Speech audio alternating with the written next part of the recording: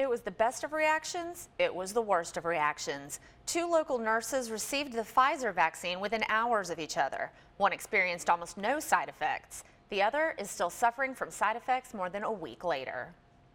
The typical reaction is what I had, just right at the area of the injection, had some soreness and tenderness, but no redness, no rash, no systemic reactions or anything. The side effects for the most part has been bronchospasms, which I do have reactive airway disease, specifically asthma. And what I've been experiencing is random, very random asthma attacks. Duet McKengie and Lakeisha Johnson both received the Pfizer COVID-19 vaccine on December 18th. While McKengie's side effects are minor, Johnson's are not. Also, with her asthma attacks, she also says she has low-grade fever, a mild cough, and body ache. She says these symptoms are the body's immune response and a sign that the vaccine is working. I do think this may be unique to the COVID vaccine specifically. Because of the severity of her reaction, Johnson decided not to take the booster shot. McKengie says she will be taking hers. Both women felt it was important to chronicle their experience with the vaccine on social media because they say they owe transparency to the public as frontline healthcare workers. But I went a step further as opposed to just giving friends who came to me directly and associates that came to me directly instead of just the verbal. That's why I chose to post some things on Facebook, because sometimes seeing is believing. This new vaccine has sparked national conversation about the history of why many African Americans have a deep mistrust of medicine. I asked both women about their thoughts as it related to the vaccine. Terrible things were done without lack of knowledge of what was being done and lack of consent and permission.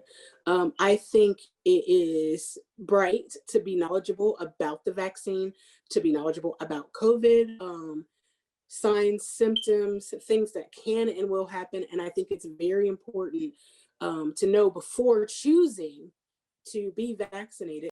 First, I say, I understand and I get it, because I'm not too far removed from family members and relatives who were either directly touched or indirectly touched by a lack of trustworthiness of healthcare. Verbally, I say I am in favor of vaccines that have gone through the process of being tested and have been found tried and true. Both say they believe strongly in the science and medicine behind the vaccine and strongly urge everyone who can take it to do so.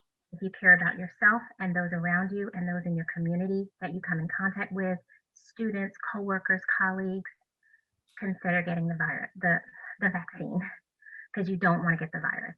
I know for myself, if I could go back knowing what I know now, I still would go for the first vaccination. COVID's ugly, and I've seen some pretty ugly things. And if it's anything to add an extra layer of protection, even if it's gonna make me ill, if it's gonna make me less ill, as COVID would, I'll take it. Johnson and McKengie both say they would not change getting the vaccine and say that in order for a return to normal, as many people as possible must take it. Back to you.